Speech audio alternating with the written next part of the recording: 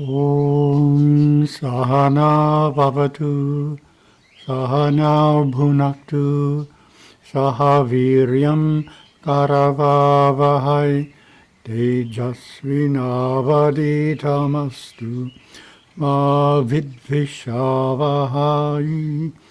Om Shanti Shanti Shanti. And we'll work on sharing the screen here. Share. Okay, November 17th.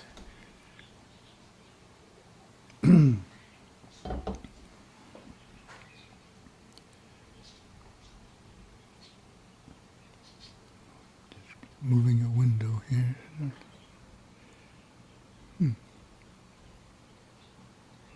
I see. There we go. Get that out of the way.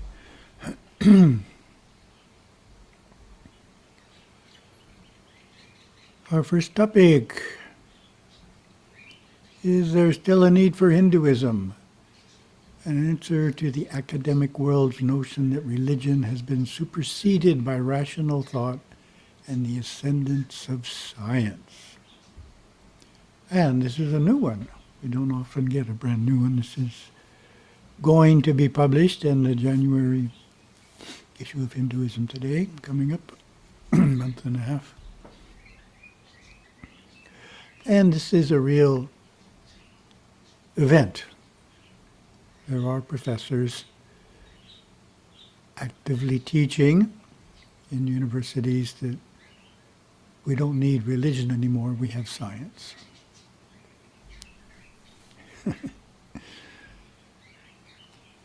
And it may surprise some readers to learn that professors in today's universities are increasingly claiming that humanity has outgrown religion, dismissing it as a primitive system of thought.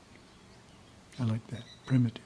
A common rationale for this radical approach is that we are living in an age where truths are based not on faith, but on empirical evidence and the scientific method. The existence of a supreme being based on faith, cannot be scientifically proven, so God's existence is rejected. When it comes to Hinduism, these anti-religion ideas overlook a central aspect. And that's the first question to you. What do these anti-religion ideas overlook in regards to Hinduism?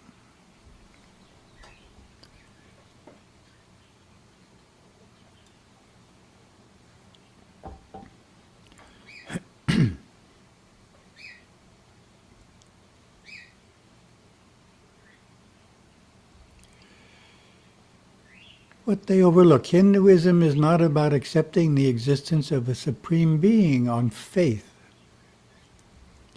Rather, it centers on the personal experience of divinity in the present moment.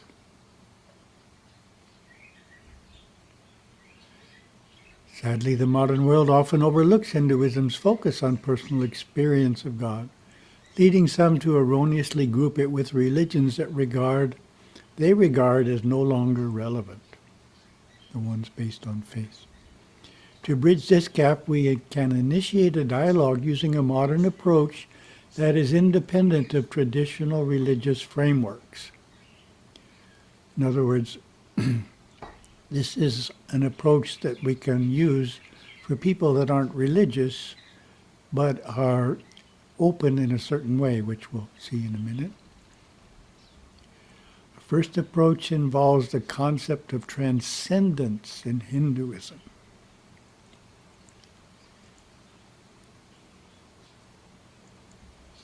How would you define transcendence?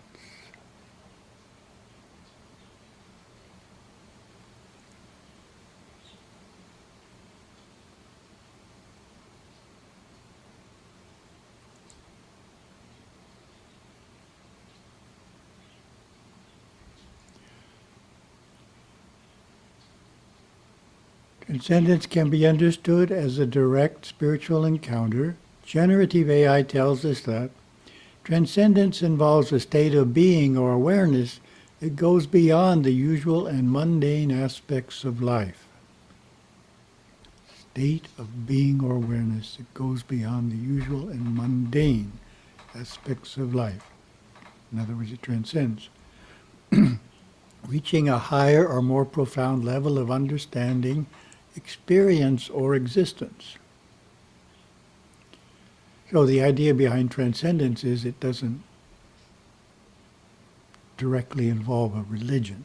So it's a subject you can talk about to people that don't really relate to religion, but relate to the idea of transcendence. A well-known example is found in Transcendentalism, the literary and philosophical movement that emerged in the United States in the early 19th century. This school of thought regards nature as a source of inspiration and spiritual insight, believing that spending time in nature is a way to access heightened states of consciousness.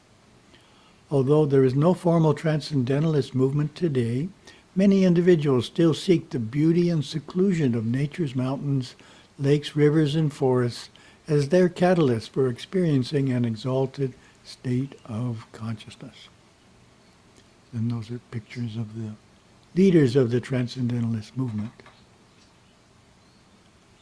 Interesting looking. In the modern school of positive psychology, transcendence can be found in all forms of beauty, from nature to art, to mathematics, to science, and everyday experiences. Pointing out such broader catalysts can help individuals grasp the idea that Hindu religion is focused not merely on faith, but on providing time-tested ways to experience higher consciousness. So, appreciating all forms of beauty, from nature to art to mathematics to science and everyday experiences, is the idea of transcendence in modern school of positive psychology. Second approach for appreciating Hinduism's experiential nature is to explore the idea of spirituality.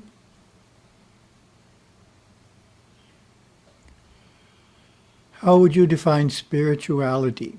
It's a little different than transcendence.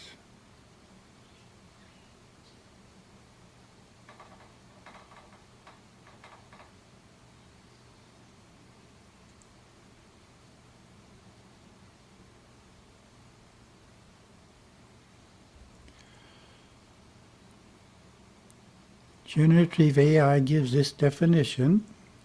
Spirituality is a broad concept that involves a sense of connection to something greater than oneself. Often associated with the search for meaning in life, spirituality is typically concerned with matters of the spirit or soul, as opposed to material or physical things. And it often involves practices or experiences that help individuals connect with their inner selves, others, the universe, or a higher power. So the way I like to remember spirituality and its meaning is relates to the concept of spirit. Spirit means the soul. So you're talking about individuals and their experience of their soul nature. Spirituality and transcendence are related concepts. One difference is that spirituality rests on the idea that divinity exists within the individual. A man has an eternal nature or soul that can be known through various practices, such as yoga and meditation. Among those with a solid grasp of spirituality, it's easy to convey that Hinduism centers on the personal quest for divinity, supported by well-defined disciplines that guide this journey. Before exploring such disciplines, let's look at how Hindus approach the question of the existence of God. The superconscious insights of the rishis of a few thousand years ago are documented in the sacred Upanishadic scriptures. Consider the Shvetasvatara Upanishad. His form is not to be seen. No one sees him with the eye, by the heart, by thought. By the mind one sees him. Those who know this become immortal. In more recent times, we have the example of Sri Ramakrishna's vision of Mother Kali documented in his biography. At that very moment, Ramakrishna had a vision of the goddess Kali. He described it as an overwhelming experience where the Divine Mother appeared before him, radiant and full of life. The world around him vanished, and he was filled with an indescribable joy and peace. He saw the goddess not as a mere image, but as a living, conscious reality. This experience left him in a state of divine ecstasy, and he realized that the Divine Mother was always with him, guiding and protecting him. This vision profoundly influenced Ramakrishna's spiritual journey, firming his belief in the living presence of the Divine Mother, shaping his teachings in life thereafter.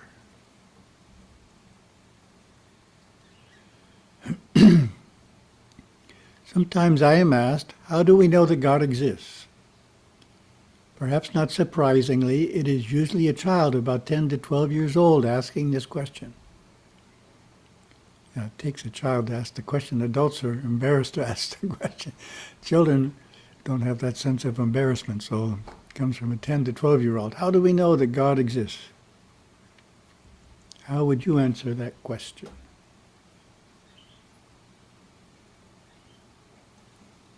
In terms of what makes sense to a 10 or 12-year-old.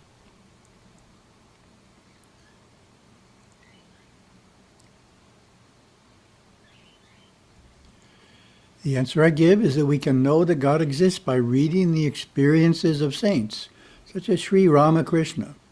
I assure them that we too will have such profound experiences in this or a future life. Hinduism provides two primary approaches to experience divinity: temple worship and meditation. Many Hindus experience divinity theistically, meaning through worshiping in a temple.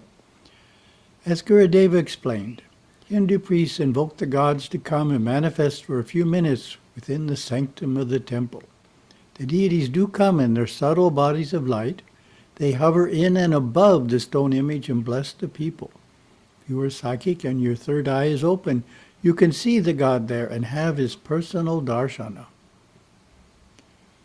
Since 1969, we have arranged group pilgrimages to India, where traveling seekers have had life-changing visions of Lord Ganesha and other deities. Such visions, born of the intensity of pilgrimage and inner striving, would often come in the form of the stone or bronze murti moving and smiling at them, or becoming an animated human-like figure. With eyes closed, some devotees inwardly saw the deity's face, as real as any living being. Though occasionally a devotee may have such a vision, the more common way we experience the deity in a temple is as an uplifting, peaceful, divine energy, radiating out from the sanctum, a blessed presence called Sanidhya. Hinduism provides a second way to experience divinity through meditation on one's soul nature and its oneness with God, which is called monism. Our experience of going deeper and deeper within in meditation occurs in 4 steps. And that's a somewhat challenging question to you. What is experienced in each of the 4 steps of going within in meditation?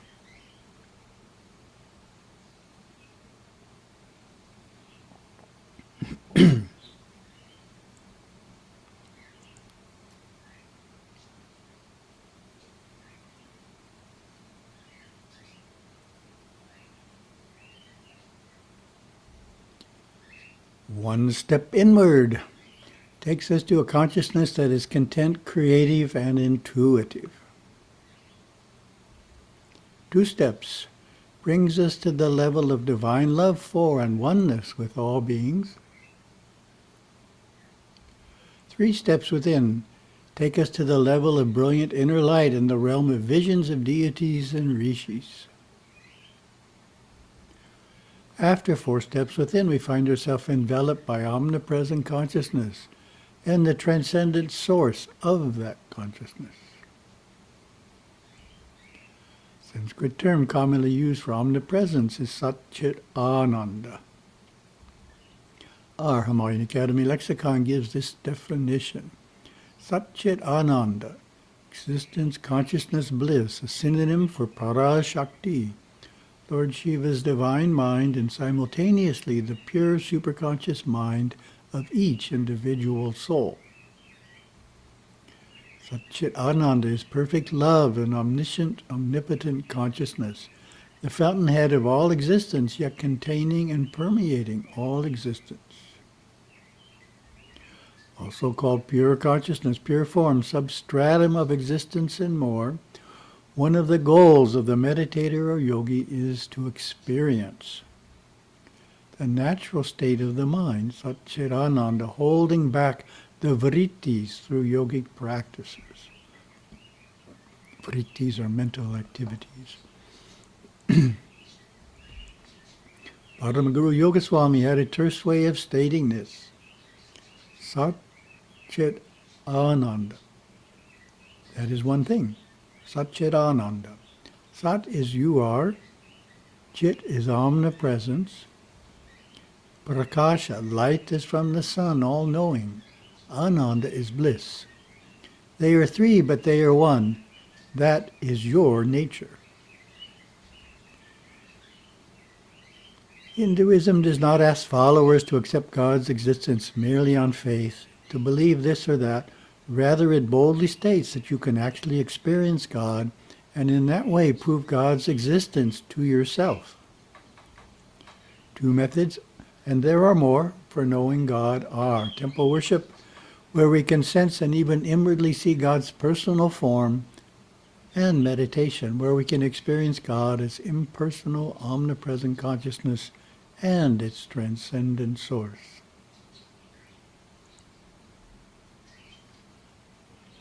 Oh, recently, I was trying to figure out my note here. It says talk story. That's a Hawaiian phrase. Talk story, which means tell a story. Yes, we recently had a visitor attend the 9 a.m. Shiva Puja in Kadavil Temple, and afterwards he made this comment. Now I know for sure that God exists. Meaning, the sanidja, the vibration, was that strong for him. So it is a very strong experience for certain people that are attuned to it. So that's it. Now I know for sure that God exists, is my talk story.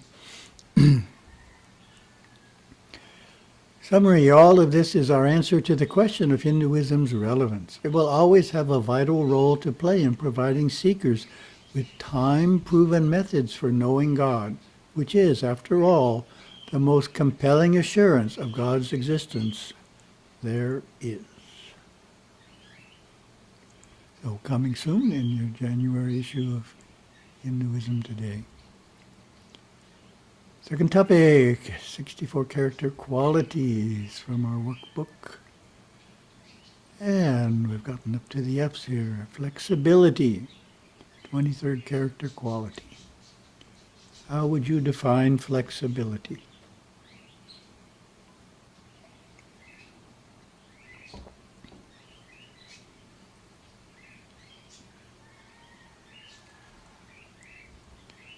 The workbook gives this definition. Flexibility means adjusting readily to change. I express flexibility when I respond to new ideas and directions with openness instead of resistance. The opposite is rigidity. And Gurudeva, be like the river water. Water flows freely anywhere, easily finding its way around rocks and trees. Be pliable in your life, moving in rhythm with life. Let go of everything that blocks the river of life's energy. Next quote from Gurudeva. The seeker on the path has to be soft, pliable, easy to get along with, as well as firm-minded. So flexibility doesn't mean you're weak-minded. That's what Gurudeva is saying. They, candidates for monastic life, are examined for the qualities of true sannyas, tested often as to their flexibility, their ability to instantly renounce attachment to position and job security without residual resentments, the fluidness to release awareness and move transparently from one area to the next as needs arise. And reflection. Take a moment to identify a few ways in which you could improve in flexibility.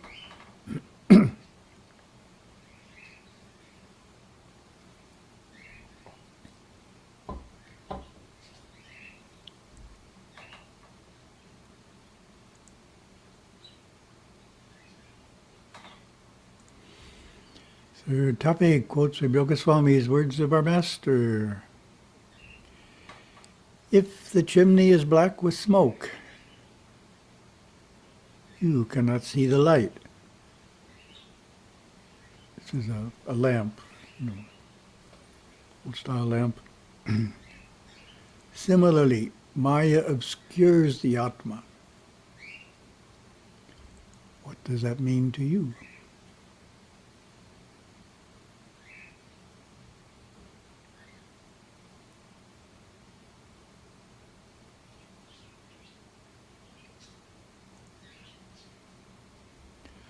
In Gurudeva's teachings, we think of the subconscious mind as creating the darkness, or being the Maya. We need to purify the subconscious mind. So this is an important point. Philosophically, the Atma is there, and it's an inner light. But just because it's there doesn't mean we can see it. So our vision can be blocked by the subconscious mind. So therefore the work is to purify the subconscious mind, or get rid of the darkness on the chimney.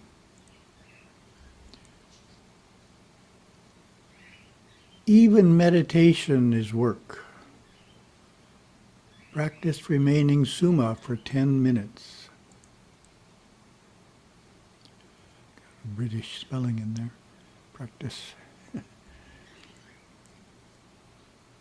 What does that mean to you? Even meditation is work.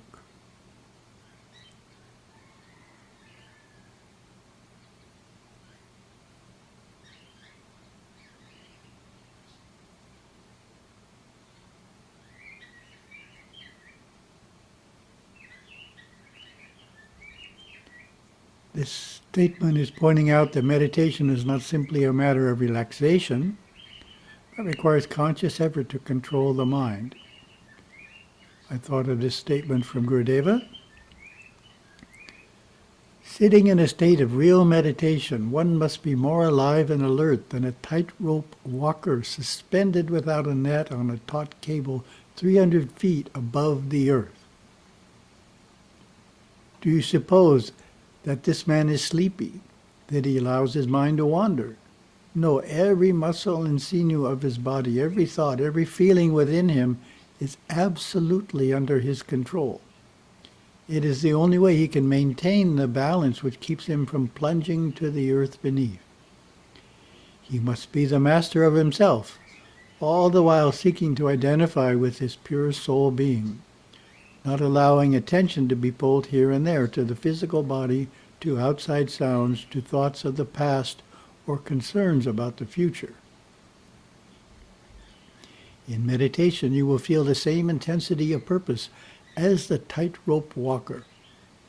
Every atom in your being must be alive, every emotion under control. Every thought seeking to impose itself upon your mind set aside until your purpose is accomplished. If the man 300 feet up in the air feels a gust of wind coming against him, he must exercise perhaps 100 times more will and concentration to remain poised in his precarious condition. Likewise, in meditation, your mind must be intensely concentrated upon a particular object or thought, and yet you find an opposing thought seeking to divert your attention. The opposing thought may simply be a wind from your subconscious. You must then put more effort into the object of your concentration so that the opposing thoughts will be set aside and not have the power to topple your balance. Isn't that a great one? Oh, it's definitely a lot of work. Meditation is not just relaxing, it's a lot of work. And in our last quote here from Yoga Swami, without being content with what we have, we always want more and therefore suffer. What does that mean to you?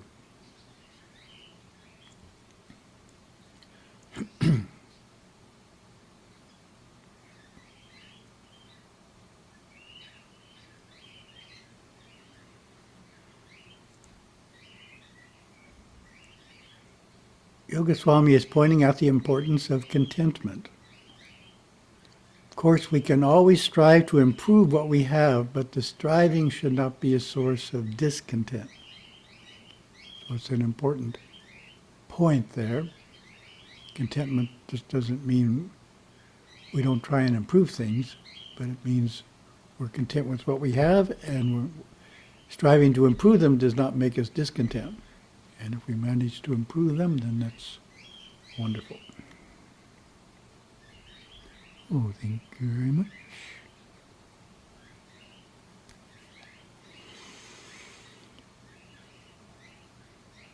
Oh.